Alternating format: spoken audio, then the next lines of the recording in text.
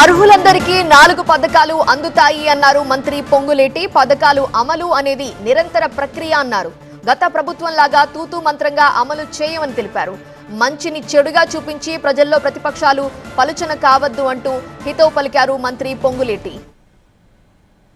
రేపు మోడల్గా ప్రతి మండలానికి సుమారు రాష్ట్రంలో 606 మండలాలు ఉన్నాయి.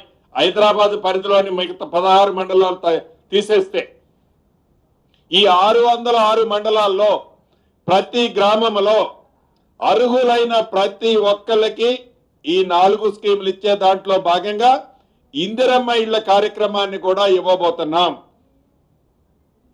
ఇది నిరంతరము జరిగే ప్రక్రియ. ఏదో ఒక్కసారి ఇచ్చి గత ప్రభుత్వంలో లాగా అక్కడ ఒకటి ఇచ్చేసి తూచనే ప్రభుత్వం కాదు. ఇది మాట ఇస్తే తప్పే ప్రభుత్వం కాదు. ప్రతిపక్షాలు మంచిని ఒప్పుకోలేకపోతే మంచిది, కానీ మంచిదాన్ని చెడుగా చిత్రీకరించి వాళ్ళు మరింత పలసన కావద్దని కూడా ఈ వేదిక మీద నుంచి వారికి సూచిస్తున్నాను.